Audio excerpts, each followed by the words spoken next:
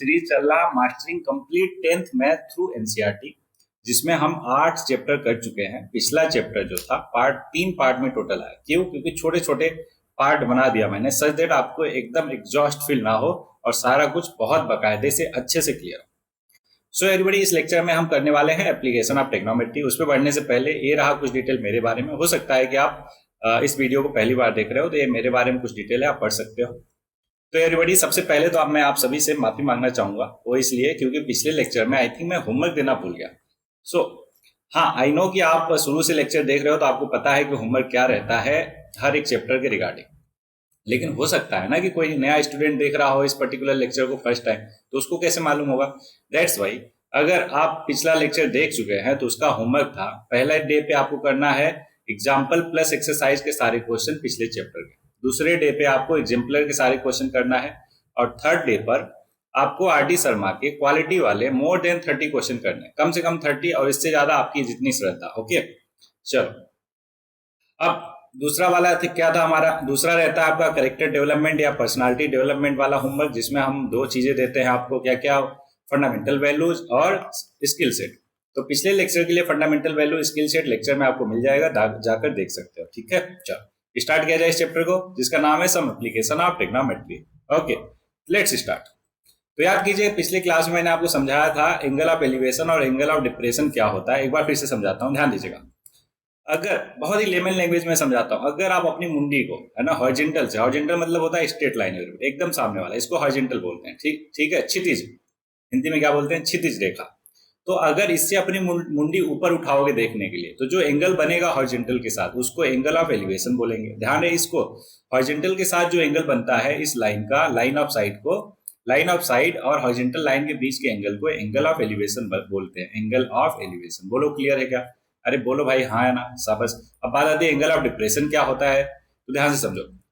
Angle of depression के लिए आप ऊपर हो, कहीं ऊपर से नीचे देख रहे हो, मतलब अपनी मुंडी को हॉरिजॉन्टल से नीचे एंगल पे सबटेंड कर रहे हो, तो जो ए एंगल बनता है इसको एंगल ऑफ डिप्रेशन बोलते हैं। ध्यान रहे एवरीबॉडी, इस एंगल को जो हमेशा हॉरिजॉन्टल से बनता है उसको एंगल ऑफ डिप्रेशन ए और डी हम बोलेंगे, वो बोलते हैं।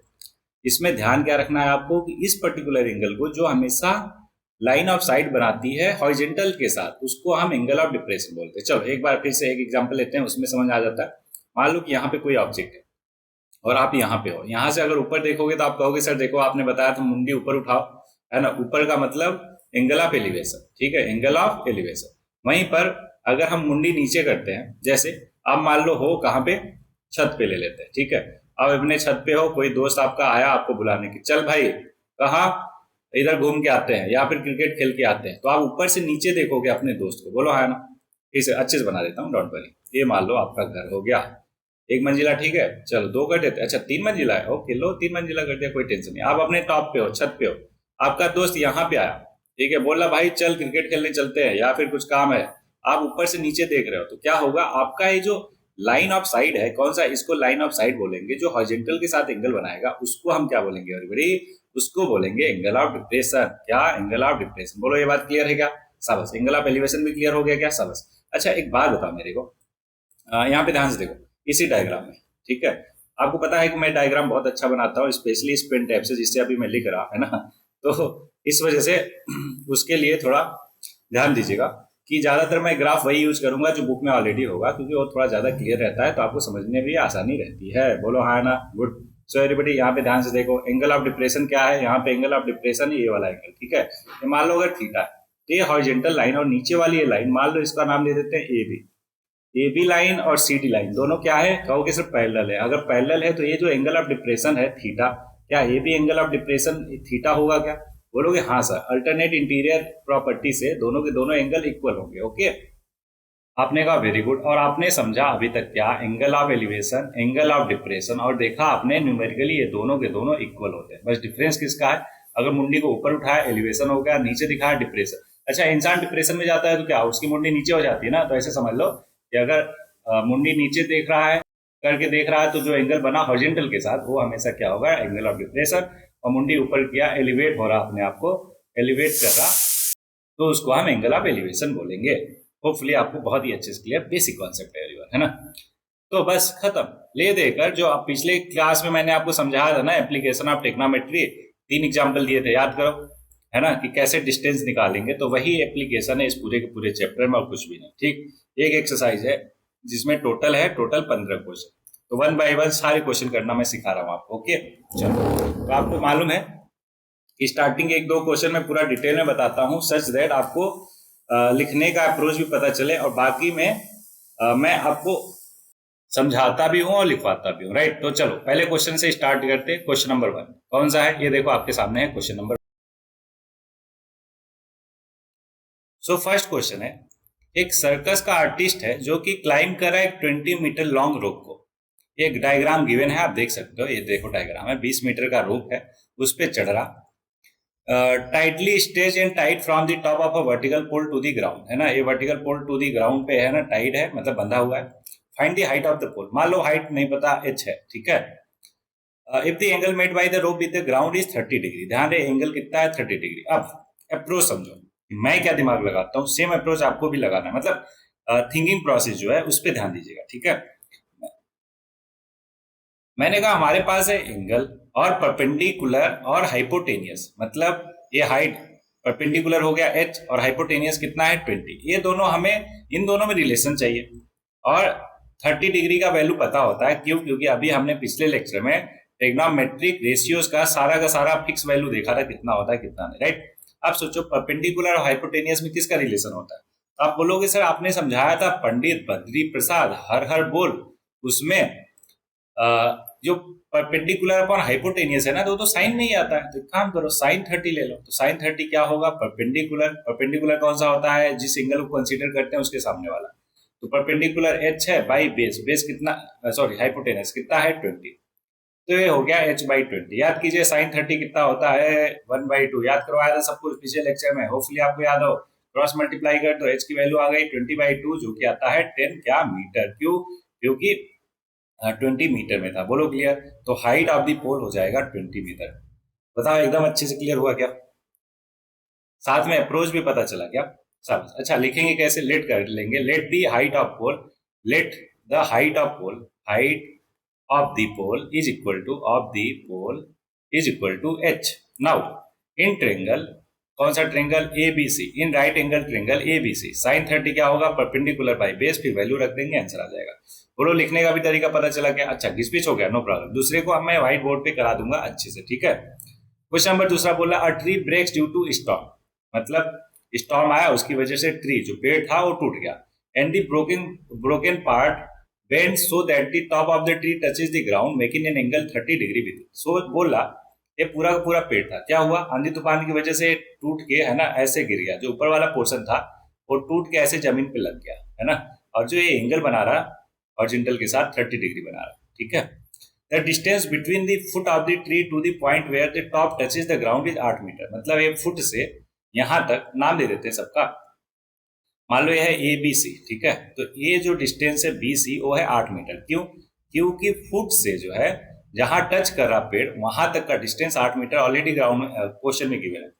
Find the height of the tree, height of the tree बताना, हाइट ऑफ द ट्री क्या हो जाएगा, कहोगे सर AB प्लस BC हो जाएगा, क्योंकि टोटल हाइट क्या होगा, जितना अभी तक स्टैंडिंग है और कितना टूट के, है ना, ये हाइपोटेनियस बन गया। राइट, तो दोनों को प्लस करोगे तभी तो टोटल आएगा। अब आ जाओ व्हाइट बोर्ड पे, इसको अपन करते हैं बहुत अच्छे से।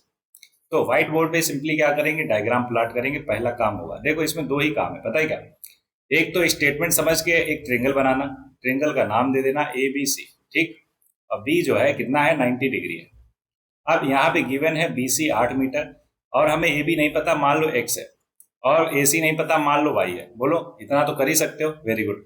अब ये जो एंगल C है वो हमें क्वेश्चन में गिवन है 30, क्यों, क्योंकि एंगल ऑफ एलिवेशन 30 गिवन था। बोलो एकदम क्लियर, बोलो यस सर। अब यहाँ पे लिखो इन ट्रेंगल ABC में क्या लिखोगे, यहाँ पे लिखोगे आप, आपको क्या चाहिए आप समझो ध्यान से, बेस आपको मालूम है 8 मीटर और परपेंडिकुलर चाहिए, तो परपेंडिकुलर और बेस में किसका रिलेशन होता है, बोलोगे सर tan का, सो tan 30 होता है परपेंडिकुलर बाई बेस, वैल्यू रख दो, tan 30 होता है 1/√3, परपेंडिकुलर देखो क्वेश्चन में क्या लेट गया है x और बेस कितना है 8, क्रॉस मल्टीप्लाई कर दीजिए एवरीबॉडी, क्रॉस मल्टीप्लाई कर देंगे, यहाँ से x की वैल्यू आ जाएगी, क्या आ जाएगी x की वैल्यू 8/√3, इसको रेशनलाइज कर दो, तो √3 से √3 मल्टीप्लाई कर दो, ऊपर देखो बचेगा 8√3 और नीचे हो जाएगा एवरीबॉडी 3, बोलो क्लियर, कहोगे बिल्कुल क्लियर सर, साहस। तो x की वैल्यू आ गई, लेकिन अभी हमें y की वैल्यू चाहिए क्योंकि फाइनल वैल्यू नहीं आई। तो y की वैल्यू निकालने के लिए देखो बेस पता है और हाइपोटेनस, बेस और हाइपोटेनस में कौन सा रिलेशन बोलोगे सर, कॉस का। तो फिर से वही बात की in triangle ABC cos 30 is equal to, कहोगे सर cos 30 होता है बेस अपॉन हाइपोटेनियस, cos 30 होता है √3/2, है ना। याद करो, सब करवाया था पिछले क्लास में, नहीं याद है तो जाओ देखो, वो प्रॉपर ट्रिक बताया है कैसे याद करना है। 8y हाइपोटेनियस माना था y, तो y लिख दिया। अब इसको फर्दर सिंप्लीफाई करते हैं, तो देखो क्रॉस मल्टी की अप्लाई किया तो y इक्वल टू आ गया 16/√3, ऊपर नीचे √3 से मल्टीप्लाई किया तो ये बन जाएगा 16√3/3। बोलो एकदम क्लियर, कहोगे बिल्कुल सर। अब कहोगे हेंस हाइट ऑफ द पेड़, टोटल हाइट ऑफ द पेड़ नहीं ट्री, है ना, सब इंग्लिश में लिख रहे हैं तो ऑब्वियस इसको भी लिखेंगे, कॉमन सेंस वाली बात है। तो ए क्या था देखो ध्यान से, तो ए सी हो जाएगा एवरीबॉडी, नहीं हाँ ये हो जाएगा A B plus A C, A B plus A C मतलब x प्लस वाई।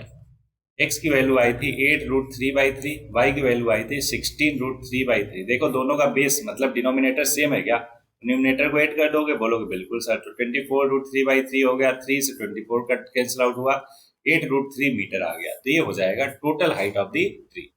बोलो एकदम क्लियर, अरे भाई बोलो हाँ है ना, एकदम क्लियर हुआ क्या। चलो इसको मैं एक ही पेज पे लाने की कोशिश करता हूँ सच दैट आप स्क्रीनशॉट है ना या फिर नोट डाउन अच्छे से कर पाओ। दिख रहा क्या अच्छे से प्रॉपर, अरे बोलो भाई हाँ है ना, होपफुली आपको दिख रहा है। एक काम करता हूँ मैं अगली बार से ना इसको बीच में मार्जिन कर दूंगा और दोनों तरफ लिखूंगा सच दैट एक ही पेज पे लेंदी क्वेश्चन भी रहे तो आ जाए, ठीक। चलो होपफुली पहला क्वेश्चन बहुत अच्छे से क्लियर, दूसरा भी क्लियर होगा। तीसरे पे आ जाते हैं।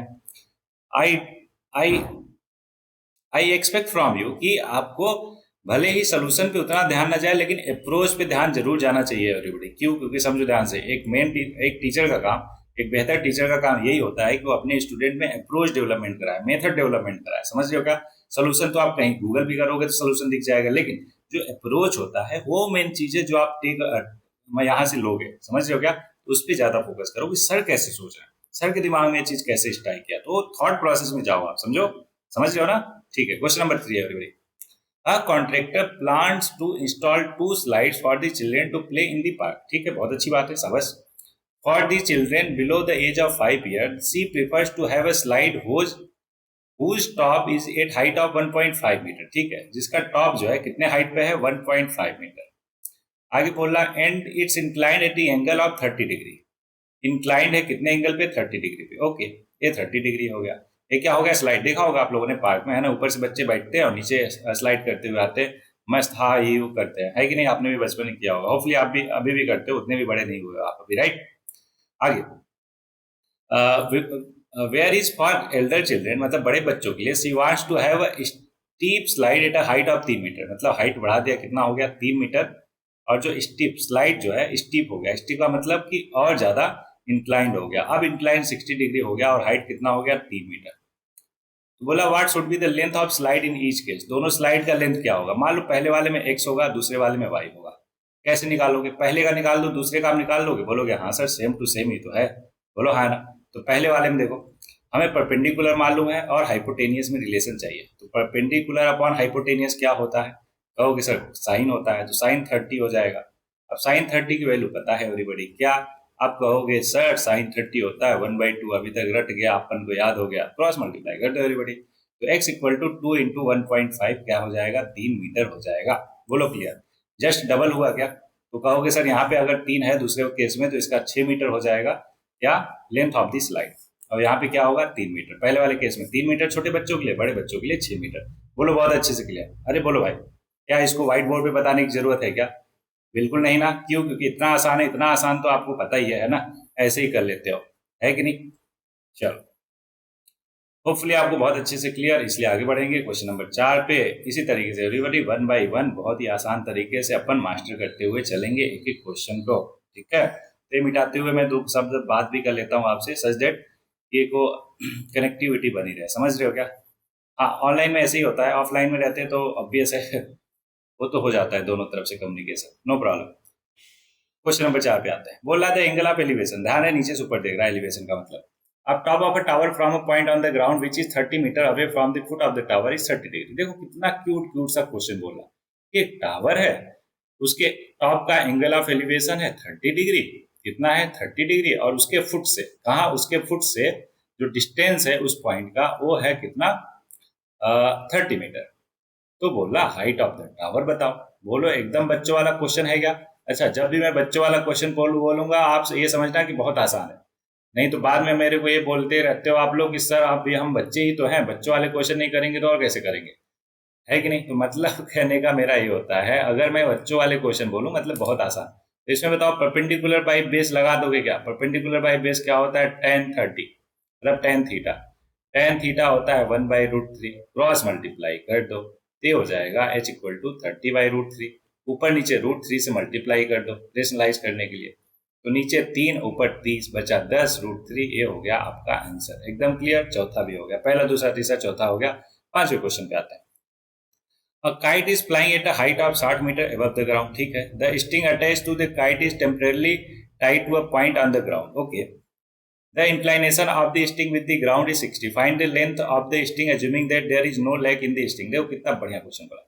देखो इस एप्लीकेशन ऑफ टेक्नोमेट्री में यही दो काम है, पता है क्या? एक तो क्वेश्चन को समझ के डायग्राम बनाना, तो दूसरा तो कोई भी कर देगा क्या, टेक्नोमेट्रिक आइडेंटिटी लगाना, वो तो कोई भी कर देगा। बोलो हाँ ना? तो आई थिंक ये क्वेश्चन नंबर 5 है। अच्छा ये थोड़ा ज्यादा ही हो गया क्या? कम करते हैं। ये क्वेश्चन नंबर 5 है एवरीबॉडी, है ना? Question number 5 5। एक मिनट बस। ओहो 3 पे ही है, 3 सही तो है point. Okay question number 5, question number 5। एक मिनट जस्ट एवरीबॉडी। क्या मैंने बोला था कि उसको मार्क करेंगे बीच में, ठीक है। क्वेश्चन नंबर 5 बोल रहा एक काइट है जो 60 मीटर ऊपर जो है उड़ रही है। यहाँ पे मान लो पॉइंट ए पे काइट है, ठीक है। अब क्या हुआ, ये पॉइंट ए है ना। अब क्या हुआ, यहाँ पे जमीन पे वो किसी पॉइंट से बंधी हुई है, उस पॉइंट को मान लेते हैं सी बोल देते हैं, और ये पॉइंट बी हो गया। ट्रेंगल ए बी सी बन गया, राइट एंगल ट्रेंगल, ठीक। अब बोला अगर ये 60 मीटर हाइट है तो बताओ कि वो कितना दूर है कहाँ से, बेस से, ठीक नहीं sorry length of the string पूछ रहा। तो मान लो लेंथ ऑफ स्ट्रिंग y है, और ये एंगल जो है क्वेश्चन में कितना बोला है देख लेते हैं एक बार। सो क्वेश्चन बोल रहा कहाँ है, हाँ क्वेश्चन नंबर 5वां में कि 60 डिग्री बना रहा है एंगल ऑफ एलिवेशन। अब बताओ मेरे को कि इन ट्रेंगल क्या लिखोगे, इन ट्रेंगल ए बी सी। पहले आप लिख लोगे कि let the length of the string is y, उसके बाद लिखोगे in triangle A B C. tan 60 क्या हो जाएगा, आप कहोगे सर tan होता है परपेंडिकुलर बाई, सॉरी 10 नहीं लेंगे क्यों, क्योंकि परपेंडिकुलर और हाइपोटेनियस में चाहिए। तो आप लिखोगे sin 60 is equal to perpendicular by hypotenuse.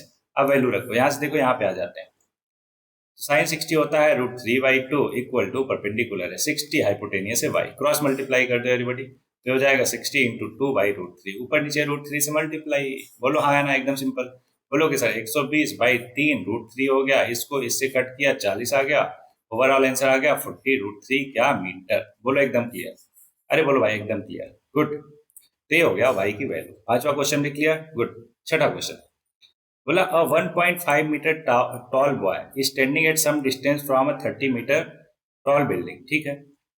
The angle of elevation from his eyes to the top of the building increases from 30 degree to 60 as he walk towards the building.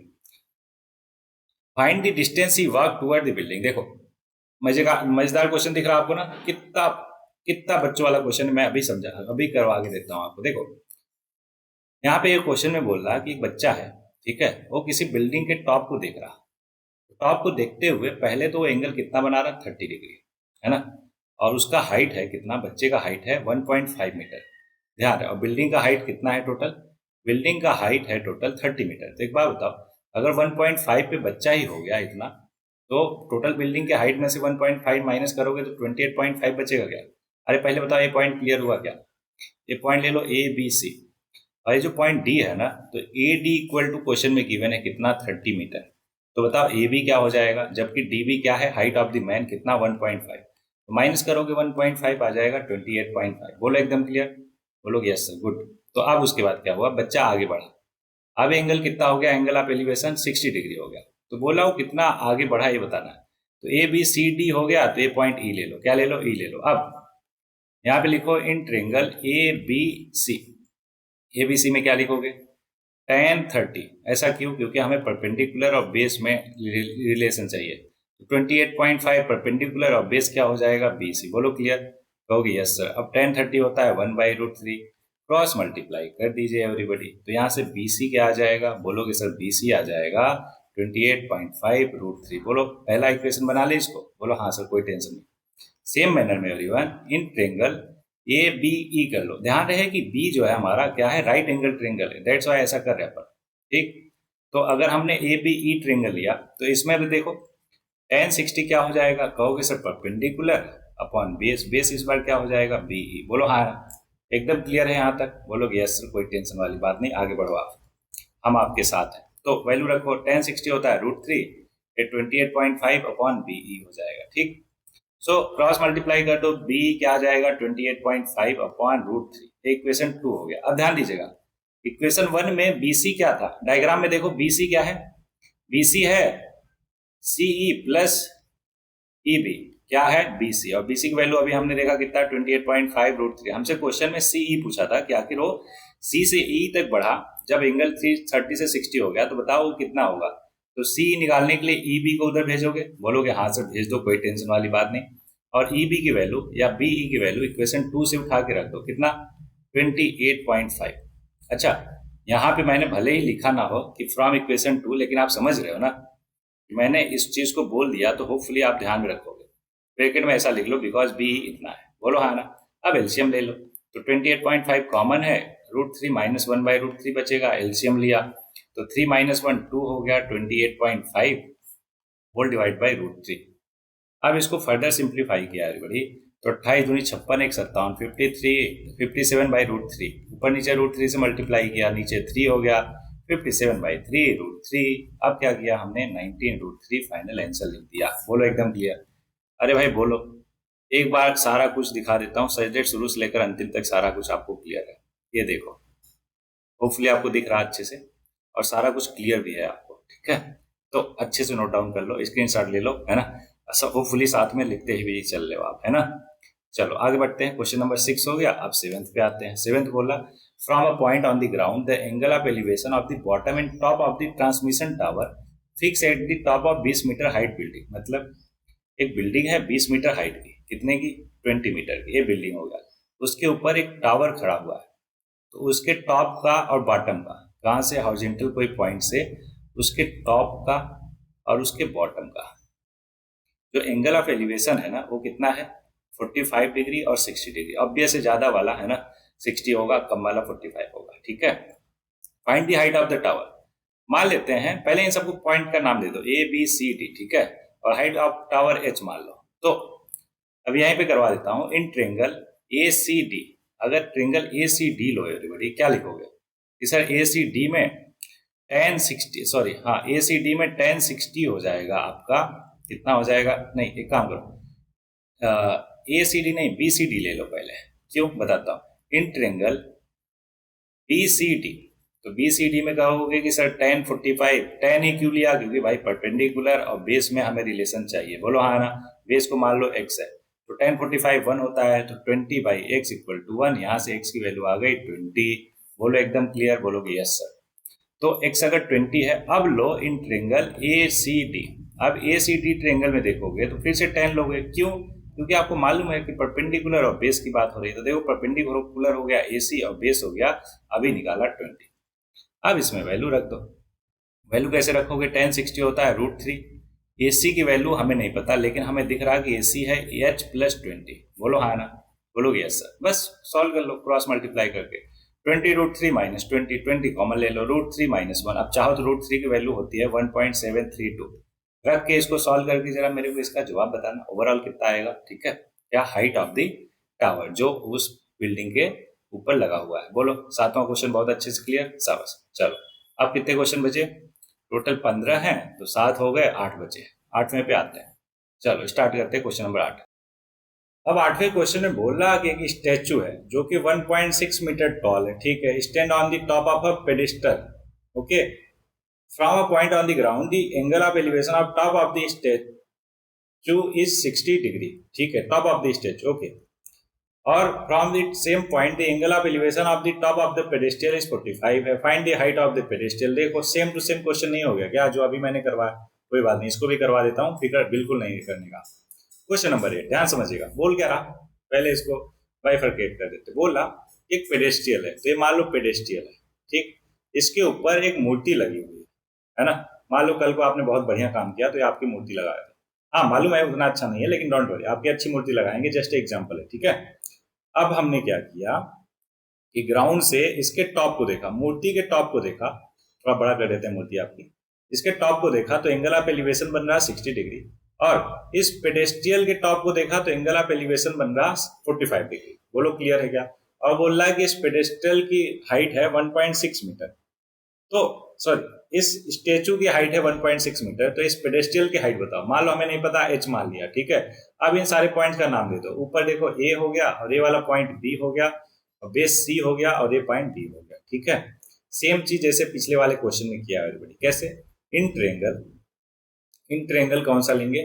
कोई भी ले लो।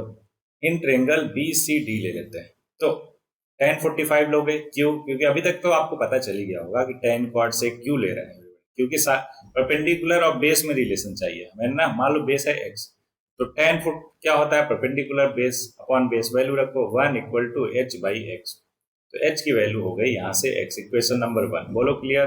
बोलोगे yes sir. In triangle आप देखो ए C D में, देखो ए C D में क्या होगा? tan 60 क्या हो जाएगा? फिर से वही चीज, परपेंडिकुलर अपॉन बेस, tan 60 होता है √3 इक्वल टू परपेंडिकुलर कितना है? परपेंडिकुलर कितना है? अच्छा एक मिनट बस, ऊपर कहीं गलत तो नहीं हुआ है बड़ी? tan की वैल्यू रखने में कहीं गलती तो नहीं हुई मेरे से? नहीं ठीक है, sin 30 था, ओके गुड। मेरे को लगा कि ये छोटी माइनर गलती हो सकती है बड़ी, तो ऐसा नहीं है कि नहीं, गलती हो ही नहीं सकती है मेरे जैसे इंसान से, भाई सबसे हो सकती है, हम भी इंसान ही हैं, हमसे भी गलती हो सकती है, लेकिन गलती थी नहीं फिलहाल के लिए यहाँ पे, डोंट वरी। टी की वैल्यू परपेंडिकुलर देखो, ए सी क्या हो जाएगा? ए सी को क्या मैं 1.6 प्लस एच लिख सकता हूँ? बोलोगे सर बिल्कुल लिख सकते हो, और नीचे जो बेस है उसको एक्स है तो एक्स ही लिखते हैं। अब इसको क्रॉस मल्टीप्लाई करते हैं बड़ी, ये हो जाएगा √3x equal to 1.6 plus h ए हो गया equation 2। Now from equation 1, now from equation 1 से x की वैल्यू h रख दो, क्योंकि हमें h के फॉर्म में वैल्यू चाहिए, दैट्स वाई h रखा, तो 1.6 प्लस h हो जाएगा। अच्छा एक बात बताओ मेरे को कि √3 कितना होता है? आप कहोगे सर 1.732 होता है, रख दो। अब माइनस h को इधर ले आओ, तो ये हो गया इतना इक्वल टू 1.6, सो h की वैल्यू हो जाएगी एवरीबॉडी 1.6 डिवाइडेड बाई 0.732। बोलो कर लोगे क्या? अरे भाई हाँ या ना बोलो, तो कहोगे कि नहीं सर करके दिखाओ आप, चलो कोई बात नहीं कर देता हूँ, लेकिन उद्गम सीरीज मास्टर कर लो जाके अभी, अगर ये सब छोटी छोटी कैलकुलेशन में दिक्कत होती है तो, ठीक है, एक ही बार में क्लियर हो जाएगा, वंस इन फॉर ऑल। देखो यहाँ पे पॉइंट के बाद 3 डिजिट है, पॉइंट के बाद ऊपर एक ही डिजिट है, तो भाई 3 डिजिट बना लो, किसने रोका है? कोई फर्क तो पड़ेगा नहीं। अब पॉइंट को पॉइंट से हटा दो, ऊपर क्या हो गया 1600 और नीचे क्या हो गया 732। अब बताओ डिवाइड तो कर ही लोगे? अरे हाँ है ना? अरे भाई बोलो हाँ है ना? 4 से डिवाइड कर दो, ऊपर 400 हो गया, नीचे क्या हो गया 4 एकम 4, 8 चौ 32, 4 3 12। अब बताओ 400 को 183 से डिवाइड तो कर ही लोगे ना? गुड, ये हो गया आपका करेक्ट आंसर। अच्छा इसका दूसरा भी तरीका था कि रूट के फॉर्म में ही रहने देते, है ना, उससे भी कर सकते थे। तो फाइनल आंसर ये हो जाएगा एवरीबॉडी, कौन सा? Question number 8। लो एक ही पेज पे आ गया, चाहो तो आराम से स्क्रीनशॉट ले सकते हो या फिर लिख सकते हो, ठीक है। चलो नेक्स्ट क्वेश्चन, क्वेश्चन नंबर 9। बोला angle of elevation of top of a building from the, चलो पहले थोड़ा सा रफ मिटा देते हैं, ठीक है, क्योंकि ये खिचड़ी पक गई है। आपको पता है कि अगर खिचड़ी पक जाती है तो उसको जो है साफ करना ही सही निर्णय है ना, करेक्ट डिसीजन होता है। होपफुली आप भी ऐसी छोटी मोटी खिचड़ी पका के रोज सफा चट करते होगे। खिचड़ी का मतलब समझ रहे हो ना, स्कूल में कॉलेज दोस्तों स्कूल दोस्तों के साथ, है ना, चटपटी बातें, इसकी गॉसिप उसके सर, उसकी गॉसिप इसके सर, समझ रहे हो, ये सब छोटी छोटी चीजें हर स्कूल में होता है, डोंट वरी, आप अकेले नहीं हो। Question number 9 everyone, the angle of elevation of top of a building from the foot of the tower, इसे समझो, angle of elevation of top of a building from the foot of the tower is 30 degree, ठीक है, and the angle of elevation of the top of the tower from the foot of the building is 60 degrees. शाबाश। If the tower is 50 metre, find the height of the building, ठीक है। आप समझो ध्यान से, एक बार क्वेश्चन को फिर से पढ़ते हैं, फिर व्हाइट बोर्ड पे इसको बहुत अच्छे से मैं करवाता हूँ, don't worry. The angle of elevation of top of the building from the foot of the tower is 30 degree. आप समझो ध्यान से, ये है टावर और ये है बिल्डिंग, ये है बिल्डिंग लिख लेते हैं सच दैट आप कंफ्यूज ना हो, और इधर है टावर। तो बोल रहा है हमसे क्वेश्चन में, क्या बोल रहा है कि the angle of elevation of the top of building, top of building from the foot of the tower is 30 degree and the angle of elevation of the top of the tower from the foot of the building is 60 degree. foot of the building is 60 degree। तो मतलब कि angle कौन सा ज्यादा है, ये 60 वाला, इसलिए ये ज्यादा होगा टावर की हाइट। सो एवरीबॉडी ये 60 डिग्री हो गया और ये वाला 30 डिग्री हो गया। अभी फिर से समझाता हूँ, फिगर नॉट, बिल्कुल फिगर नॉट एवरीबॉडी, ये 30 डिग्री हो गया। आप समझो ध्यान से। बोला angle of elevation of top of the building from the foot of the tower is 30 degree and top of the tower from the foot of the building is 60 degree। बोलो clear हुआ क्या? यहाँ पे नाम दे देते हैं ए बी और सी डी। यहाँ पे लिख देंगे here A B, let A B is building है, क्या है, बिल्डिंग की हाइट है, और सी डी जो है वो टावर की हाइट है। बोलो क्लियर है क्या? बोलो कि बिल्कुल सर। अब हमसे पूछा क्या गया है क्वेश्चन में, वो देखो। बोल रहा है कि if the tower is 50 metre height find the height of the building. Okay, tower की हाइट है 50 मीटर, तो टावर है हमारा ये, हाइट ऑफ द बिल्डिंग बताना है। तो एक बात बताओ मेरे को कि tan 60 लगा दो क्या? सॉरी, अगर tan 60 इन ट्रेंगल, पहले वो बेस निकाल लो ना, in triangle C D B. C D B में देखो हमें बेस चाहिए, नहीं पता, मान लो एक्स है बेस, ठीक है, लेट द बेस मतलब B D is equal to x. Now in triangle C D B, in triangle triangle C D B क्या करोगे, tan 60 लगाओगे। क्यों? क्योंकि सर परपेंडिकुलर और बेस में रिलेशन चाहिए, इसलिए 60 लगाएंगे। तो tan होता है परपेंडिकुलर बाई बेस, tan 60 हुआ √3 50 बाई एक्स। होपफुली आपको एकदम परोसा हुआ नहीं मिल रहा, थोड़ा बहुत दिमाग लगाना पड़ रहा है ना, और वो बहुत जरूरी है एवरीबॉडी। क्यों? क्योंकि अगर आपको वैसे ही परोसा हुआ मिल जाएगा ना, तो कभी आप अपने से मेहनत नहीं करोगे, फिर कोई मजा मतलब नहीं रह जाएगा आपके खुद से सीखने का। बोलो हाँ ना? तो इसलिए अपना दिमाग लगाना जरूरी है। इसलिए बीच बीच में मैं ऐसे ही है ना कुछ लिखता हूँ, कुछ बोल लेता हूँ, या फिर समझा के छोड़ देता हूँ। एवरीबॉडी यहाँ से x की वैल्यू आ गई। Now in triangle A B D, in triangle A B D देखो ध्यान से। फिर यहाँ पे क्या करोगे, tan 30। क्यों? क्योंकि हमें चाहिए परपेंडिकुलर और बेस में रिलेशन। tan 30 होता है 1/√3 और ये क्या हो जाएगा, ए बी, वो निकालना ही है। x की वैल्यू अभी हमने निकाला कितना, ये था 50/3√3। बोलो हाँ ना? बोलो कि यस सर। अब ए बी निकालने के लिए क्रॉस मल्टीप्लाई कर दो। सो क्रॉस मल्टीप्लाई करोगे एवरीवन, तो ये बन जाएगा 50/3√3 इंटू 1/√3। देखो 1/√3 से 1/3 गया, 50/3 क्या आ गया, आंसर आ गया। तो हाइट ऑफ दी क्या, बिल्डिंग, एक बार देख लेते हैं। हाँ, हाइट ऑफ द बिल्डिंग क्या होगा 50/√3। ओके, एक ही पेज पे आ गया, चाहो तो आप लिख सकते हो। ठीक है, क्लियर है क्या? क्वेश्चन नंबर कौन सा था, 9 था, तो 9 लिख दिया। एकदम क्लियर, गुड। ओके, थोड़ा ज्यादा छोटा हो गया है ना, अब ठीक है, आई थिंक अब ठीक है। चलो इसको स्क्रीनशॉट ले सकते हो, नोट डाउन कर सकते हो, आगे बढ़ा जाए। गुड। ओके, कहाँ गए, हाँ इधर आ गए। क्वेश्चन नंबर 9 भी हो गया। अब बचे कितने, 5 क्वेश्चन। डोंट वरी अरे भाई, इसी तरीके से धीरे धीरे कट जाएंगे सारे के सारे क्वेश्चन के, है ना, प्रकोप धीरे धीरे। वाह वाह वाह। ऐसा कुछ राइमिंग है क्या गाने वाने का कुछ? मेरे को याद आ रहा, आप जेनजी वाले जनरेशन हो, आपको आई डोंट थिंक कि पता होगा, लेकिन अगर पता हो तो जरा बताना। वाह वाह वाह। कोई कमेंट अगर पढ़ेगा ना अगर मान लो आपने कमेंट कर दिया होगा ना, कोई अगर कमेंट पढ़ेगा बाद में बोलेगा कि ये मास्टर पढ़ाता है या गाना गवाता है बच्चों से, तो अरे भाई पढ़ाई जो है इंजॉयमेंट के साथ ही होती है। बोरियत टाइप का पढ़ाई करने लगोगे ना, मजा नहीं आएगा। तो बोरियत से इन्वेंशन और क्रिएटिविटी डेवलप होती है, समझ रहे हो क्या? तो भी ज्यादा बोरियत से नहीं, एक बैलेंस वे में। ठीक है, हाँ मैंने ही सिखाया था आपको, डोंट वरी, पता है मेरे को। क्वेश्चन नंबर 10 पे आते हैं। Two poles of equal height, ठीक है, are standing opposite each side on either side of a road, okay, which is 80 metre wide. क्या बात है, 80 मीटर वाइड रोड है, वाह। ये 80 मीटर वाइड रोड हो गया, उसके दोनों तरफ क्या है, इक्वल हाइट के दो पोल खड़े हुए हैं। ठीक है, मान लेते हैं उनका नाम दे दिया ए बी और सी डी, क्या है, हाइट ऑफ द पोल है। Okay, from a point between them on the road the angle of elevation of top of the poles are 60 degree और 30 degree respectively. Find the height of the pole and the distance from the point from the pole. एक बात बताओ, तो 60 कौन सा होगा, 30 कौन सा होगा? आप मेरे को बता दो, आप 60 और 30 कौन सा होगा, कौन सा होगा? कहोगे सर 60 वाले का जो डिस्टेंस है ना, पहले नाम दो, ए बी सी डी, और बीच वाले का ही। अच्छा, खिचड़ी पक रही, नो प्रॉब्लम, व्हाइट बोर्ड पे समझाता हूँ, डोंट वरी एवरीबॉडी। क्लैरिटी चाहिए अपन को 100%, उसके लिए थोड़ा टाइम भले ही लग जाए, टेंशन नॉट, ठीक। इसको थोड़ा जूम कर लेते हैं। ये क्वेश्चन नंबर कौन सा, क्वेश्चन नंबर कौन सा था, 1 मिनट और, क्वेश्चन नंबर कौन सा था, हाँ थोड़ा ज़्यादा ही जूम हो गया था।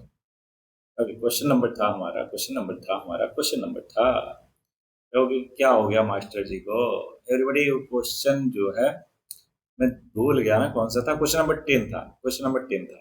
ठीक है, ये देखो ध्यान से, ये बोल रहा है एक रोड है 80 मीटर हाइट की, दो पोल खड़े हैं दोनों अपोजिट साइड में, बीच में कोई पॉइंट है। ओके, बीच में कोई, अरे वाह क्या बात है, ये पहले पता होता तो भाई साहब डायग्राम मस्त हो जाता मेरा। ये पॉइंट मान लेते हैं ई है, क्यों, क्योंकि ए बी और सी डी ऑलरेडी हम हाइट ऑफ पोल मान चुके हैं, बोलो हाँ ना। तो A B equal to C D, दोनों के दोनों इक्वल है, मान लेते हैं दोनों एच है। अच्छा ये जो मैं बोल देता हूँ कि मान लेते हैं, तो उसको लिख भी लिया करो, है ना, लेट। और ये इस बार देखो नहीं हुआ सी के बारे में, कोई बात नहीं, सी ई जो है वो भी हो गया। ठीक, अब ध्यान से समझो, ये बोल रहा है कि ये वाला एंगल 60 है और ये 30 है, अब बताओ मेरे को कौन 60 होगा कौन 30 होगा। तो अरे भाई किसी बिल्डिंग के आप दूर से देखो बिल्डिंग को तो मुंडी कम उठाना पड़ता है, मतलब एंगल ऑफ एलिवेशन कम होता है, तो वो होगा 30 डिग्री। लेकिन पास चले जाओ उस बिल्डिंग के, अब उसके टॉप को देखो तो ऑब्वियस है आपको मुंडी ज्यादा इंक्लाइन करना पड़ता है, उठाना पड़ता है, दैट्स वाई वो एंगल ज्यादा होगा। बोलो इस एग्जाम्पल से याद रहेगा आपको, पक्का ना, गुड। अब इन दोनों के बीच में टोटल डिस्टेंस है 80 मीटर। अब ध्यान दीजिएगा, अगर ये टोटल 80 मीटर है तो एक काम करते हैं, इसको हम लेट कर लेते हैं एक्स, क्या E D equal to x, और फिर ये क्या हो जाएगा, बी 80 - x हो जाएगा। बोलो यहाँ तो कोई कंफ्यूजन नहीं है आपको, बोलोगे बिल्कुल नहीं सबस। अब यहाँ पे लिख लेते हैं जो जो भी लेट किया, let A B is equal to C D equal to h, ठीक है, and E D equal to x metre, then B E क्या हो जाएगा 80 - x। अब क्या करोगे, ध्यान से समझो, इन काम करता हूँ मैं, इसको थोड़ा सा साइड साइज कम करके बगल में लिखता है इसके, ओके होपफुली आपको दिख रहा है। तो यहाँ पे लिखते हैं इन ट्रेंगल, कौन सा, ए बी ई, क्यों, क्योंकि ऑब्वियस है बी एंगल राइट एंगल है ना, और डी भी राइट एंगल है। तो ए बी ई में देखो क्या देखो कि tan 30 करो, क्या होता है परपेंडिकुलर बाई बेस, तो ये हो जाएगा 1/√3, परपेंडिकुलर है, एच बेस है 80 - x। सो हमें क्या क्या बताना था क्वेश्चन में, देखो find the height of the pole and the distance, मतलब एक्स भी बताना एच भी बताना, नो प्रॉब्लम, दोनों बताएंगे, डोंट वरी। सो एवरीबॉडी इसको आप इधर ले आते हैं, ठीक है, होपफुली आपको दिख रहा होगा कि इसको कहाँ पे ले आ रहे हैं, क्रॉस मल्टीप्लाई कर दो तो 80 - x is equal to h√3 हो जाएगा। ठीक है, तो यहाँ से x की वैल्यू देखो क्या हो जाएगा, 80 - h√3 हो गया, इक्वेशन नंबर 1, होपफुली आपको एकदम क्लियर है x की वैल्यू। ठीक है, दूसरा इन ट्रेंगल, अब सी डी ई ले लो, तो यहाँ पे क्या कहोगे कि सर tan 60 आप लिख दो परपेंडिकुलर बाई बेस, अरे सर डायरेक्ट लिख दो, कोई बात नहीं बच्चा, स्टेप भी फॉलो कर लिया करो कभी कभार, √3 कभी कभार क्या हर टाइम फॉलो किया करो, क्यों, क्योंकि ये जो मास्टर होते हैं स्कूल वाले, इवन बोर्ड वाले, है ना, नंबर काट लेते हैं छोटी छोटी बातों पे, इसलिए ध्यान रखा कीजिए। मैं तो आपको समझा रहा हूँ, मेरा काम है समझाना, दैट्स वाई मैं एक दो स्टेप स्किप भी कर देता हूँ, सच दैट आपको मेहनत थोड़ा करना पड़े, ठीक है, अपना दिमाग लगा के।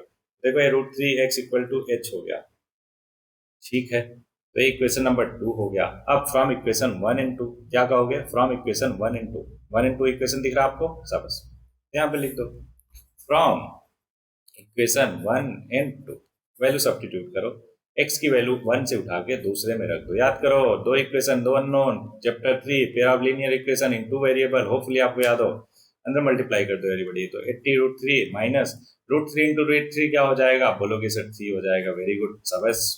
80√3 माइनस 3h उधर गया, प्लस हो जाएगा, तो 3h प्लस h होता है 4h, 4 मल्टीप्लाई में है, इधर आएगा एवरीबॉडी, तो किस में जाएगा, कहोगे सर डिवाइड में, क्या बच्चों वाले क्वेश्चन पूछ रहे हो भाई, किसी किसी को जरूरत होती है, उन्होंने उद्गम सीरीज नहीं देखी है ना आपकी तरह, इस वजह से h की वैल्यू आ गई एवरीबॉडी 20√3। अगर h पता है तो बताओ फ्रॉम इक्वेशन 2, क्या ये दिख भी रहा होगा आपको इक्वेशन 2, तो फ्रॉम इक्वेशन 2 यहाँ पे लिखोगे फ्रॉम इक्वेशन 2, तो h की वैल्यू आ जाएगी, सॉरी हाँ h की वैल्यू रख दो, तो √3 x इक्वल टू हो जाएगा 20√3, √3 से √3 गया, x की वैल्यू आ गई 20 मीटर। अब ध्यान से देखो हमसे क्या क्या पूछा था कि डिस्टेंस बिटवीन दिस पॉइंट और, तो इस पॉइंट E का D से जो डिस्टेंस होगा वो 20 मीटर होगा, तो पॉइंट E का B से कितना होगा, 80 - 20 करोगे 60 हो जाएगा, और हाइट ऑफ दोनों पोल का इक्वल है, तो कितना आया, कितना आया, कितना आया, अभी तो किया था भाई 20√3, इतना जल्दी भूल जाते हो, हाँ ठीक है मास्टर तुम भी तो भूल गए, अरे भाई अपन पढ़ा रहे हैं, हाँ तो, और आप पढ़ रहे हो तो आपको ध्यान में रखना है ना, ठीक है। मेरा काम है आपके अंदर मेथोडोलॉजी डेवलप कराना, रटना नहीं। और रट्टा तो बिल्कुल मत मारो। अच्छा, यहाँ से एक कहानी याद है, ध्यान से समझो। एक हमारे यहाँ बालिका थी, जब 5-6 साल हो गए इस बात को, ठीक है। अब उसके मैथ्स में अभी करवाऊंगा एक चैप्टर स्टैटिक्स, ठीक है। तो उसमें उसके एक बहुत ही लेंदी क्वेश्चन था, उसमें उसका हमेशा करेक्ट होता था वो क्वेश्चन। जब भी मैं फुल एंड टेस्ट लेता था या फिर कोई क्लास टेस्ट लेता था, उसमें वो हमेशा करेक्ट करती थी, ठीक है। और मेरे को उस बच्चे का लेवल पता था। देखो, कोई भी टीचर हुआ ढंग का टीचर है ना, अगर उसके पास अच्छा खासा तजुर्बा है, एक्सपीरियंस है, तो उसको हर बच्चे का पता होता है कि कौन कितना कैपेबल है, इसके कितने नंबर आ सकते हैं किस टाइप के टेस्ट में। क्यों? क्योंकि पेपर वही सेट करता है। उसको पता है ये क्वेश्चन ये बच्चा कर लेगा, ये नहीं कर पाएगा, है ना। समझो, उसको मालूम होता है। अब मैं मतलब कि हर बार अमेज होता था कि वो हर बार ऐसे क्वेश्चन को करेक्ट कैसे करती है। तो एक बार क्या हुआ कि मैंने पूछ ही लिया उससे कि बेटा ये क्वेश्चन जो है रटा है क्या तुमने, हर बार सही करते हो? तो उसका जवाब था, डरते डरते उसने बोला, यस सर, मैंने क्वेश्चन रट रखा है, कई बार लिख लिख के प्रैक्टिस किया कि हाँ, अगर सेम रहता है वैल्यूज वगैरह तो मुझे पूरा का पूरा टेबल याद है। आप सोचो, ये 10 रो, कितना, 10 रो था, उसमें 3-4 कॉलम थे। तो सारी रोज याद है उसको, सारे कॉलम याद है, सारे कैलकुलेशन याद है। तो इतना लेंदी कैलकुलेशन उसको पूरा का पूरा रट गया। समझ रहे हो क्या? मैथ्स में बताओ उसको पूरा का पूरा चीज रट गया। सो इतना डिफिकल्ट काम आप तो बिल्कुल मत करो, समझ रहे हो क्या?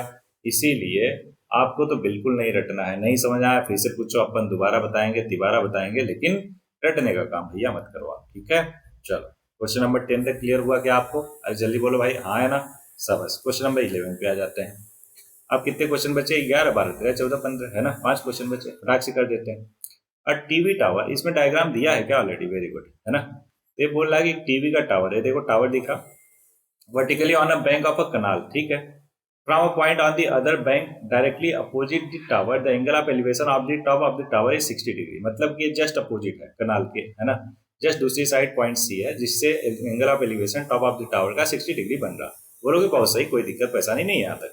From another point 20 metre away from this point on the line joining this point, यहाँ से डी से कितना एंगल ऑफ एलिवेशन है? 30 डिग्री। हमसे पूछा है find the height of the tower, H बताना है। मान लो height of the tower H है, तो आप कर लोगे? मैं बताऊं? अरे भाई बोलो हाँ या ना, कर लोगे? चल मैं इक्वेशन बना देता हूं, आप कर लेना, ठीक है। अब यहाँ पे दो triangle, in triangle A B C, क्या कहोगे कि सर टेन 60 लिखवा दो आप, परपेंडिकुलर बाई बेस, तो यहाँ से √3x इक्वल टू हो गया h। कैसे? अरे भाई क्रॉस मल्टीप्लाई कर दो और टेन 60 √3 होता है, रख दो, ठीक है। अब इसी तरीके से in triangle A B D लिखो, इसमें ए बी डी में देखो क्या कहोगे कि सर टेन 30 हो जाएगा परपेंडिकुलर बाई बेस, और बेस कितना हो जाएगा? x+20, क्योंकि टोटल बी से लेकर डी तक देखना है। टेन 30 होता है 1/√3 equal to h/x+20, cross multiply, x+20 equal to √3h। Equation 2 हो गया। अब इक्वेशन 1 और इक्वेशन 2, 2 वेरिएबल 2 अननोन, क्या सॉल्व कर लोगे? क्या मेरे को डायरेक्ट दिख रहा, h की वैल्यू रखो √3x, √3x इंटू √3 क्या आ गया? 3x, x उधर गया 2x, x की वैल्यू आ गई 10।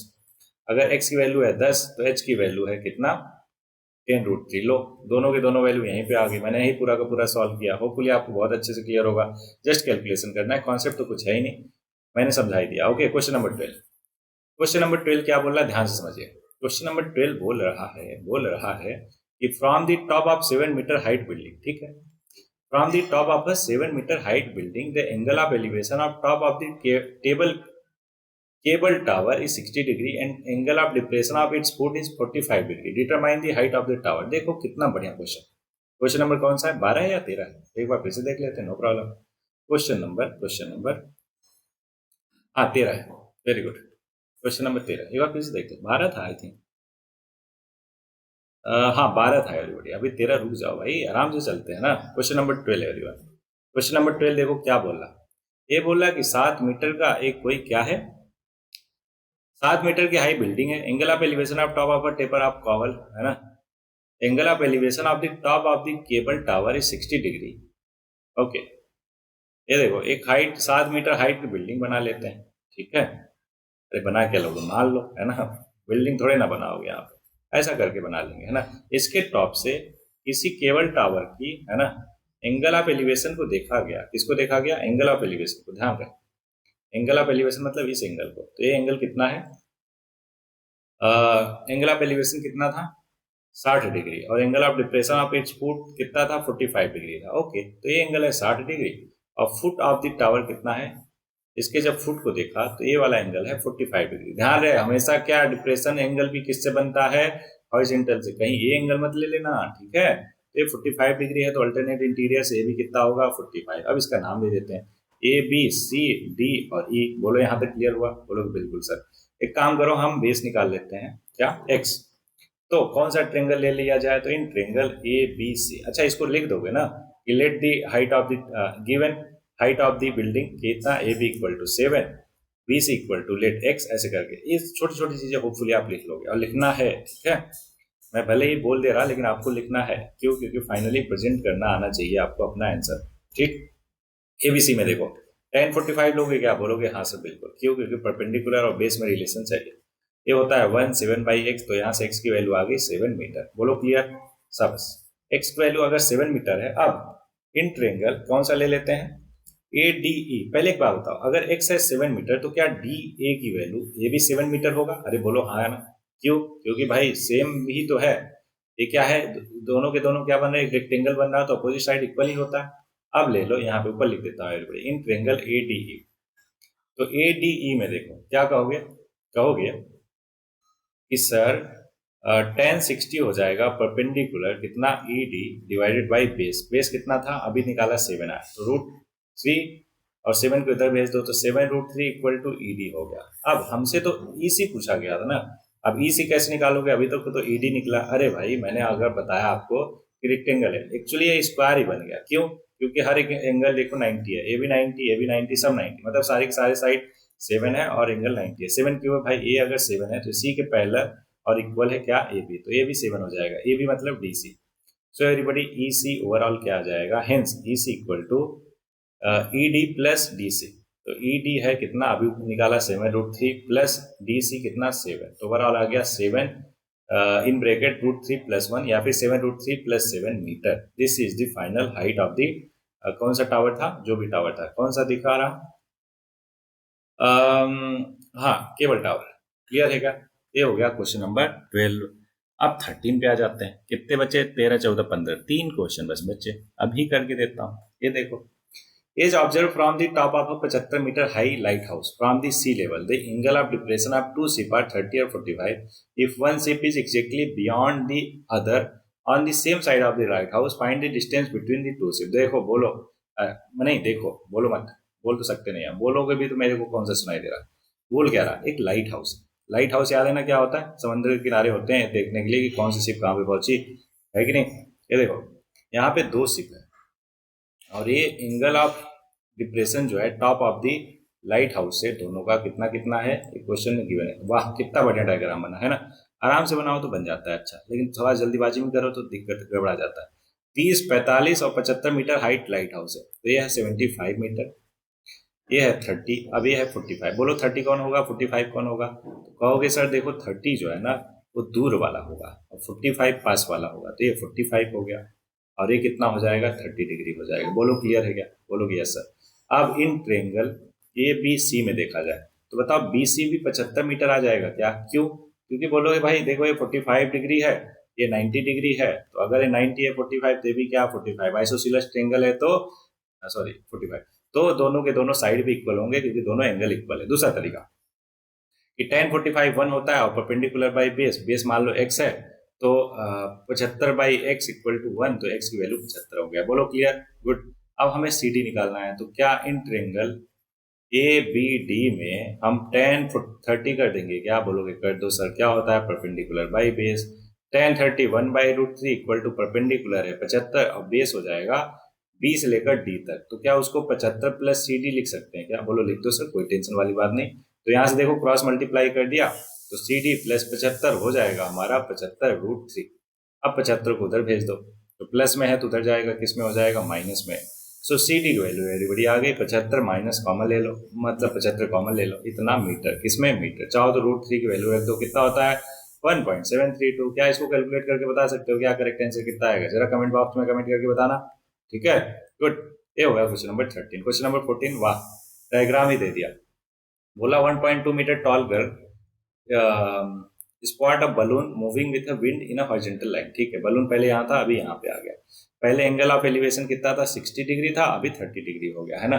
और टोटल हाइट इसकी कितनी है, 88.2 मीटर। कहाँ से, जमीन से, फ्रॉम द ग्राउंड, है ना। 88.2 metre from the ground, the angle of elevation. अच्छा एक बात बताओ, फ्रॉम द ग्राउंड है तो उसके आई साइड से कितना हो जाएगा, बोलोगे सर उसकी हाइट देख लो कितनी है, तो 1.2 है, तो 88.2 में 1.2 माइनस कर दो, तो ये हाइट फ्रॉम यहाँ से आ जाएगा। ये पॉइंट डी ले लो, है ना।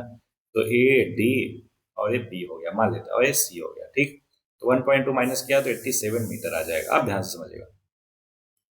इतना इतना find the distance travel by this. तो ट्रेवल बाई दिस हमें सी डी बताना। मान लो सी डी है एक्स, कितना है एवरीबडी, सी डी है एक्स। अब बात आती है सर सी डी कैसे निकालो, और ध्यान से समझो। ए बी सी डी और ये मान लो ई है, तो ई सी कितना हो जाएगा, बोलोगे सर ए बी 87 होगा, क्यों, क्योंकि ए डी 87 है। बोलो एकदम क्लियर, शाबाश।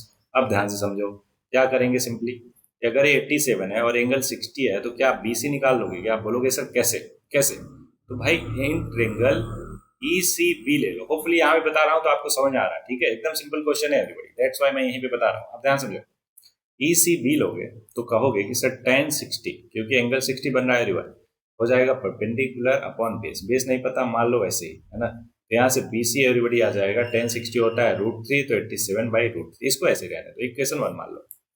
नाउ इन ट्रेंगल, कौन सा, ए डी बी। अब ए डी बी ट्रेंगल दिख रहा होगा आपको, तो इसमें भी वही चीज करेंगे, tan 30 लेंगे, क्या हो जाएगा, परपेंडिकुलर 87, और बेस बेस कितना, बी डी हो जाएगा। अब वैल्यू रखो, tan 30 होता है, इसको थोड़ा नीचे कर लेते हैं, होपफुली आपको दिख रहा है, अच्छे से समझ में आ रहा है, 1/√3 और 87। और देखो बी डी डायग्राम में बी डी क्या दिख रहा है आपको, बी डी दिख रहा है B C plus C D. अब वैल्यू रख दो, बी डी कितना है, क्रॉस मल्टीप्लाई कर दो, तो ये हो जाएगा बी सी कितना है, 87√3, और सी डी हमने माना था एक्स, और यही एक्स की वैल्यू चाहिए।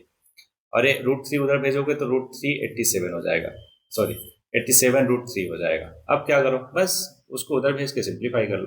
सो एवरीबॉडी एक्स हो जाएगा 87√3 माइनस 87/√3। 87 कॉमन ले लो, एलसीएम ले लो, √3 इंटू √3, 3 माइनस 1/√3, तो हो गया 2। अब 87 का मल्टीप्लाई कर दो ऊपर नीचे √3 से, √3 से मल्टीप्लाई करोगे तो नीचे देखो 3 हो गया, 3 से 87 गया कितना, 29 इंटू 2√3, तो 29 टू जा 58√3 आपका फाइनल आंसर होगा।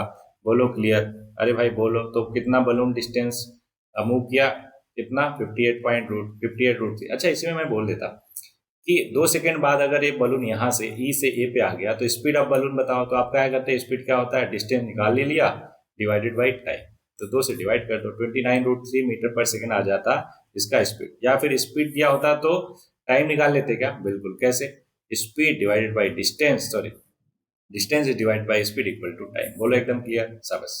सो एवरीबॉडी, ये था क्वेश्चन नंबर 14। अब यहाँ पे पक गई है खिचड़ी, होपफुली मैं इसको मिटा देता हूँ। अच्छा खिचड़ी से आधा, अभी तक मैंने आपको क्या नहीं दिया है, फंडामेंटल वैल्यूज और स्किल सेट, तो अभी देता हूँ, बड़ा सही टाइम पे याद आया, है ना। कहोगे सर सारा का सारा लेक्चर आपने खत्म कर दिया, लास्ट क्वेश्चन के टाइम पे आपको याद आ रहा है, उसी में तो मजा आता है। भाई मजा जरूरी है, लेकिन साथ में सिलेबस भी तो कंप्लीट होना चाहिए, है कि नहीं। यहाँ पे भी तो क्लियरिटी जरूरी है, दोनों का हमें बैलेंस लेकर चलना है, ठीक है।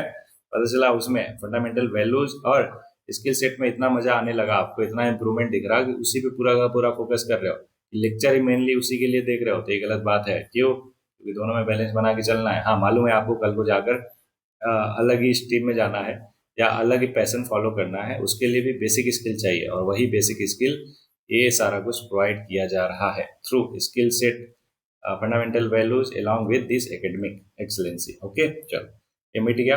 अभी मैं क्या करता हूँ, अभी थोड़ा सा और है, ठीक है, इसको भी मिटा लेते हैं तब तक। हाँ तो मैं क्या बोल रहा था, बैलेंस बहुत जरूरी है जीवन में, ठीक है। क्या जरूरी है, बैलेंस।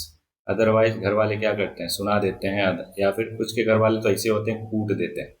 समझ रहे हो क्या, कि अगर आप बैलेंस मेंटेन नहीं करो तो पता चला आप रात रात भर वेब सीरीज का लत लग गया, आपको वही देखे जा रहे हो। समझ रहे हो क्या, एक दिन घर वाले आए, लाइट बंद किए, है ना, और देख लिया आपका मोबाइल का स्क्रीन ऑन है, पकड़ के कूट दिया अच्छे से।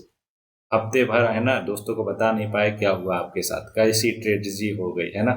चलो जोक्स अपार्ट, आगे बढ़ते हैं एवरीबॉडी। पहले फंडामेंटल वैल्यू और स्किल सेट देता हूँ, फिर आगे लास्ट क्वेश्चन 15 बताता हूँ। ओके तो आज का फंडामेंटल वैल्यूज है परजीवरेंस। क्या, परजीवरेंस।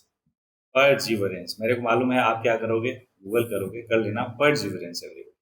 अब ध्यान से समझो होता क्या है।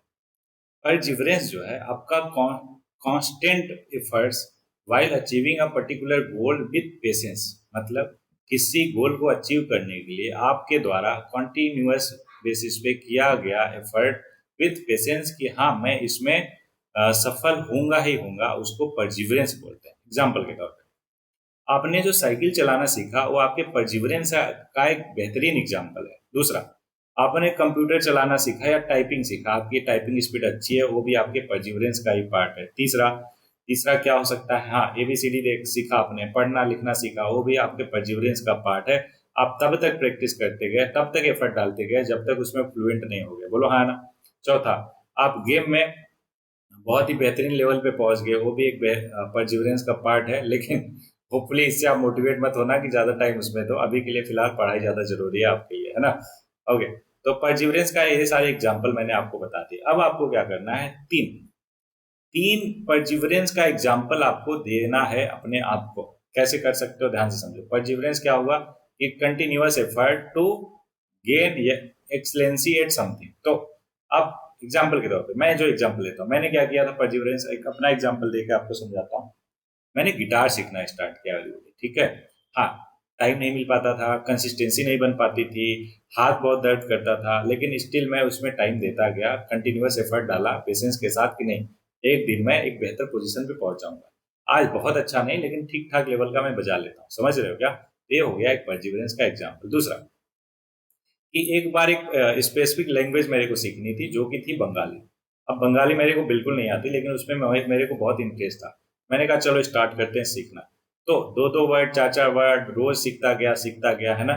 तो उस लैंग्वेज में थोड़ा बहुत मेरे को सुन के अब समझना आने लगा। कहने का मतलब बहुत अच्छा लेवल नहीं है, लेकिन ठीक है, सुन लेता हूँ तो थोड़ा बहुत समझ में आ जाता है। हाँ, कभी कभार बहुत फास्ट रहता है तो नहीं समझ आता, लेकिन अगर स्लोली स्लोली बोला जाए तो इवन बंगाली, है ना, मराठी, पंजाबी, हरियाणवी, ये सारी की सारी चीजें ऑब्वियस आ जाती है। और वो क्या है, कंटिन्यूअस एफर्ट का ही मामला है। अगला, जो उर्दू के वर्ड्स है ना, मैं क्या करता कि उर्दू के वर्ड्स जो है बहुत पहले की बात है, 8 10 10 सालों में कलेक्ट करता। क्यों? क्योंकि वो मेरी राइटिंग में हेल्प करते। तो जब भी मेरे को कहीं नया पे नया उर्दू का वर्ड दिखता ना, तो उसको मैं अपनी पोएट्री में, अपनी पोयम में इंक्लूड करता। समझ रहे हो क्या? तो ये मेरे एक परजिवरेंस का एग्जाम्पल हो गया। सेम मैनर में एवरीबडी, आपको भी कोई तीन एग्जाम्पल, तीन टास्क, तीन एक्सपेरिमेंट करने हैं परजिवरेंस डेवलप करने हैं। मैंने समझा ही दिया परजिवरेंस क्या होता है। बोलो क्लियर हुआ क्या? गुड। अब एक काम करता हूँ, ये हुआ क्लियर फंडामेंटल वैल्यूज के बारे में। अब 15th क्वेश्चन बताता हूँ, फिर स्किल सेट पे आते हैं, ठीक है। पता चला कि स्किल सेट भी बता दिया, आप 15th क्वेश्चन को बोलो अरे ये तो उड़ा देंगे ऐसे, और उसको बिना किए आगे बढ़ गए, है ना। मजा नहीं आएगा मेरे को कि पूरा का पूरा चैप्टर बहुत अच्छे से किया, एक क्वेश्चन के लिए बताओ ऐसा कर दिया आपने। तो question number 15, state highway leads to foot of a tower. ठीक है, एक स्टेट हाईवे है जो सीधे कहाँ जा रहा, फुट ऑफ द टावर के पास से जा रहा, ठीक है। अब man standing on the top of the tower, सोचो यहाँ टॉप ऑफ द टावर पे आके बैठेगा कौन है? कहीं आप तो नहीं हो ना इस पे? ऐसी हरकत मत करना बिल्कुल भी कि शोले के आप वो बने हो, क्या नाम था उसका, धर्मेंद्र बने हो। होपफुली आपको शोले याद होगा ना, भले ही जेनजी हो, लेकिन हाँ कल्ट मूवी है, याद होना चाहिए। उसके इतने आइकॉनिक सीन है, होपफुली आपको याद हो। अगला, टॉप ऑफ द टावर बैठ गया, observe a car eight an angle of depression 30 degree. एक कार है यहाँ पे, मान लो पॉइंट ए पे कार है ना। तो इसको ऑब्जर्व करा, एंगल ऑफ डिप्रेशन कितना है, 30। आपको मालूम है एंगल ऑफ डिप्रेशन क्या होता है, ये वाला एंगल, तो इसलिए ये वाला भी एंगल कितना होगा, 30 डिग्री। बोलो क्लियर है क्या? गुड। आगे बोला, विच अप्रोचिंग दी फुट, ये फुट है कौन सा, ए भी क्या है, टावर है, और बी जो है इस टावर का फुट है, और वे पॉइंट सी मान लेता है। Which is approaching the foot मतलब इधर फुट की तरफ जा रहा है, ठीक है। With uniform speed 6 second later, कितना 6 सेकंड लेटर, मान लो सी से डी पे पहुंच गया। अब एंगल ऑफ जो डिप्रेशन है उसका कितना बन गया, ऊपर से देखने पर 60 डिग्री, मतलब ये पूरा एंगल 60 है। कितना है, कलर चेंज कर देता हूँ, तो ये पूरा एंगल एवरीबडी 60 डिग्री है, ठीक है। ये 60 है तो ये भी कितना होगा, ऑब्वियस है 60 डिग्री होगा। और इतना सी से डी तक कितना टाइम लगा, time from C to D ये 6 सेकंड लगा, ये टी है, टी 6 सेकंड। तो हमें बोला कि find the time taken by the car to reach the foot of the tower. Foot of the tower मतलब डी से बी तक कितना टाइम लगेगा पहुंचने में, डी से लेकर बी तक कितना टाइम लगेगा ये बताना है। कोई टेंशन नहीं, अभी के अभी बता देते हैं, ठीक है। कोई एक चीज और देना चाहिए था इसको। ऑब्जर्व अ कार, इतना इतना कोई बात नहीं, नो प्रॉब्लम, अभी करके देता हूँ, डोंट वरी। एवरीबॉडी यहाँ पे ध्यान से समझिएगा, यहाँ पे लेट करते हैं इसको एच, क्या हाइट ऑफ द टावर मान लो एच है, ठीक। और जो बेस है डी से लेकर बी तक वो मान लेते हैं एक्स है, सी से डी तक मान लेते हैं, चलो ज्यादा वेरिएबल हो जाएगा, रहने दो मत मानो। तो इन ट्रेंगल क्या लिखोगे, in triangle A B D, in triangle A B D में क्या लगाओगे, ऑब्वियस है टेन, क्यों लगाओगे, क्योंकि सर परपेंडिकुलर और बेस की बात है, टेन 60 होता है √3, तो √3x इक्वल टू एच, कैसे क्रॉस मल्टीप्लाई करने पे इक्वेशन 1 हो गया, बोलो क्लियर, बोलो कि यस सर, कोई टेंशन वाली बात नहीं, ठीक है। ओके, अब दूसरा, in triangle, in triangle A B D, कौन सा, A B D, A B C, तो इसमें देखोगे टेन 30 लगाओगे तो कहोगे सर ये हो जाएगा परपेंडिकुलर अपॉन बेस, बेस देखो कितना हो जाएगा x plus C D, C D नहीं माना है ना, कोई टेंशन नहीं, सी डी रहने दो, तो ये √3 हो गया, 1/√3 क्रॉस मल्टीप्लाई किया तो x plus C D equal to √3h, equation number 2 हो गया, बोलो यहाँ तक क्लियर हो गया, बोलोगे हाँ सर कोई टेंशन वाली बात नहीं है, यहाँ तक इक्वेशन 1 हो गया, इक्वेशन 2 हो गया। अब ध्यान से समझो, let speed of car, speed of car जो है वो मान लेते हैं v है, क्या है, v है, तो cd क्या हो जाएगा, कहोगे सर स्पीड ऑफ कार अगर v है तो cd डिस्टेंस हो जाएगा स्पीड इनटू टाइम, ठीक है क्या, और टाइम कितना है 6 सेकंड है, c से लेकर d तक पहुंचने में 6 सेकंड, तो 6v हो जाएगा। बताओ ये वाला चीज क्लियर हुआ क्या आपको, बहुत अच्छे से, इक्वेशन मान लो 3 है, कितना है इक्वेशन 3, अरे जल्दी बताओ, हाँ। अब वो cd की वैल्यू यहाँ पे उठा के रख दो, यहाँ पे लिखोगे फ्रॉम इक्वेशन 1 2 एंड 3, हाँ मेरे को मालूम है तीनों एक साथ कर रहा हूँ, होपफुली आपको बहुत अच्छे से क्लियर हो रहा होगा सारा कुछ, ठीक है। तो ये रखोगे, रखोगे तो ये हो जाएगा, ये हो जाएगा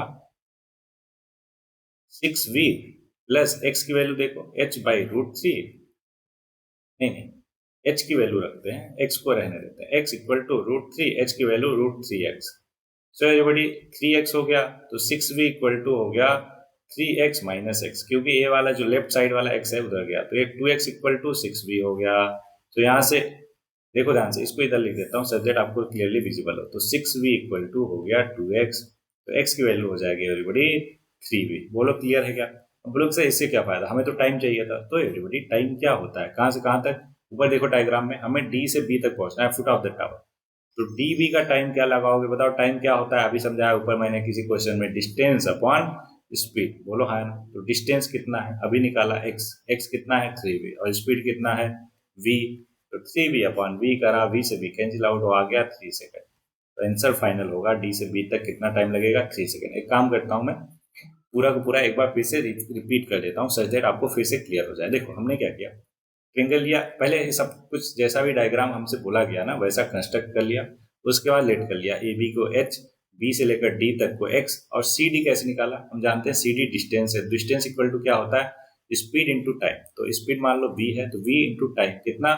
6 सेकंड गिवन है, तो 6 इंटू वी हो जाएगा, इसको इक्वेशन 3 मान लिया, बोलो सी डी क्लियर है क्या, कहोगे यस सर। अब हमने क्या किया, ट्रेंगल लिया ए बी डी, शुरू से देखो ए बी डी, दूसरा कलर ले लेता हूँ सच दैट आपको समझने में भी आसान है, तो अच्छा इसका कलर है ऑलरेडी, कोई बात नहीं है तो फिर से ले लेते हैं, इसमें क्या है, तो in triangle A B D, ध्यान से देखो ए बी डी, तो 10 60 लोगे परपेंडिकुलर बाय बेस, यहाँ से h और x में एक रिलेशन आ गया जिसको इक्वेशन 1 बोला, बोलो क्लियर। ओके, अब फिर लिया ट्रेंगल ए बी सी, तो उसमें 10 30 परपेंडिकुलर बाय बेस लगा, बेस हमारा क्या हो जाएगा पूरा b से c तक जो कि है B D plus C D, तो बी डी हमने x माना है तो इसलिए x प्लस सी डी, और सी डी की वैल्यू क्या 6v उठा के रख दिया, ठीक है, तो 6v उठा के रखा तो ये बन जाएगा, देखो सी डी हो गया 6v और ये x है तो x, और √3 इंटू एच की वैल्यू इक्वेशन 1 से देखो h की वैल्यू क्या √3x उठा के रखा, तो √3 इंटू √3x क्या बन गया 3x, और लेफ्ट साइड वाला जो प्लस x है वो राइट साइड आया तो माइनस x हो गया, तो 3x में से माइनस x गया 2x आया,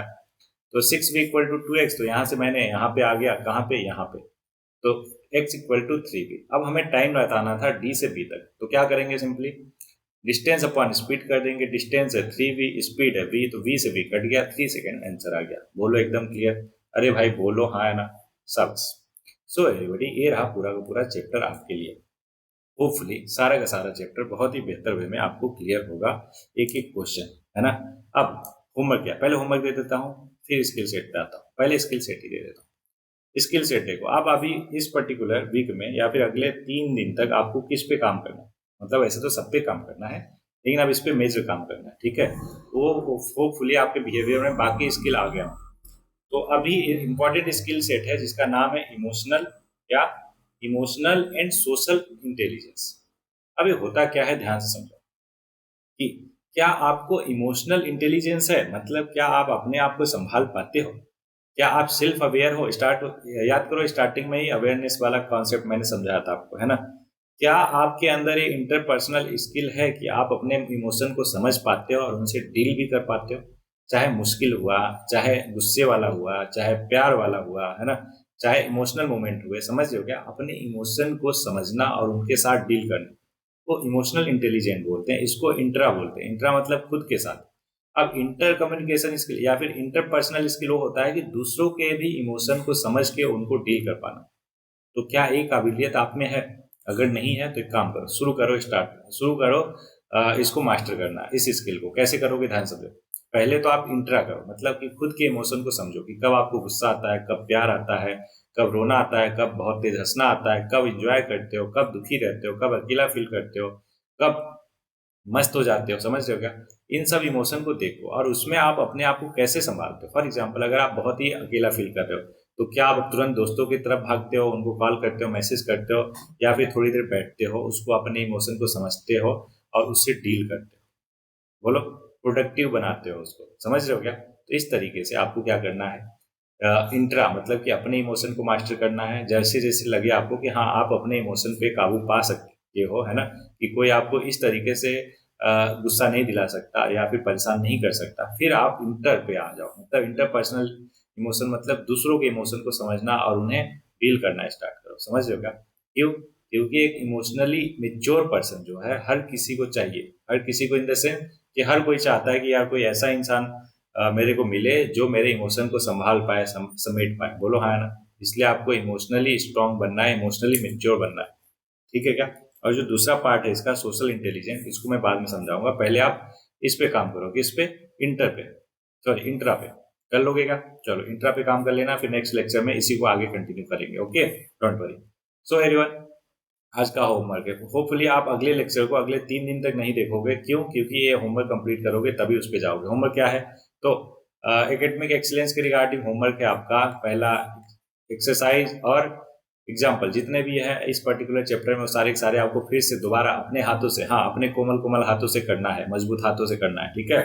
पता चला कोमल कोमल हाथों बोला, बच्चे जो बॉयज है जो जिम वगैरह आजकल जाते हैं, है ना, जिंजी बालक, वो ऑफेंड हो जाए, अरे सर कोमल कैसे बोल दिया, मजबूत हाथ है हमारा, हाथ नहीं हथौड़ा है, सनी देओल का डायलॉग है ना। तो नहीं भाई, ऑफेंस होने की जरूरत नहीं, मैंने कोमल के साथ साथ मजबूत हुई बोल दिया, खुश हो, गुड। दूसरे दिन का टारगेट है एग्जाम्पलर के क्वेश्चन करना है इस पर्टिकुलर लेक्चर के। तीसरा है आपको आर टी शर्मा या आर एस अग्रवाल उठाना है, उसमें कम से कम 30 क्वेश्चन करना है, ज्यादा जितनी आपकी श्रद्धा, ठीक है, ओके। ये हो गया एकेडमिक एक्सीलेंस के रिगार्डिंग होमवर्क। अब दूसरा है कैरेक्टर या पर्सनालिटी डेवलपमेंट के रिगार्डिंग, ठीक है। तो पर्सनालिटी डेवलपमेंट में आपको क्या करना है, मैंने फंडामेंटल वैल्यूज ऊपर दे ही दिया, स्किल सेट अभी बता ही दिया, इन दोनों पे काम करना है अगले 3 दिनों तक, ओके, कम से कम 3 दिनों तक मैंने बताया। उसके बाद ही अगला वाला लेक्चर देखना, अदरवाइज देखने का कोई फायदा नहीं। क्यों? क्योंकि जस्ट लेक्चर सुनते जा रहे हो, तो ये कोई कॉमेडी शो नहीं हो रहा कि मैं बताता जा रहा हूँ आप हंसे जा रहे हो, मजे किए जा रहे हो। सो एवरीबॉडी यहाँ पे ऑब्वियस है आपको मेहनत करनी पड़ेगी, ये दोनों तरफ का है, इनपुट आउटपुट होना चाहिए। मतलब कि अगर मैं अपना इनपुट दे रहा हूँ तो आपका भी आउटपुट निकलना चाहिए, सच दैट अपन दोनों मस्त रहे, आप सीख के और मैं सिखा के, ठीक है। तो इस लेक्चर में एवरीबॉडी इतना ही, होपफुली आपको बहुत अच्छे से सारा कुछ क्लियर होगा और होमवर्क आप टाइमली करके नेक्स्ट लेक्चर में मिलोगे। चलो तो मिलते हैं नेक्स्ट लेक्चर में, तब तक के लिए पढ़ते रहिए, आगे बढ़ते रहिए और मस्त रहिए।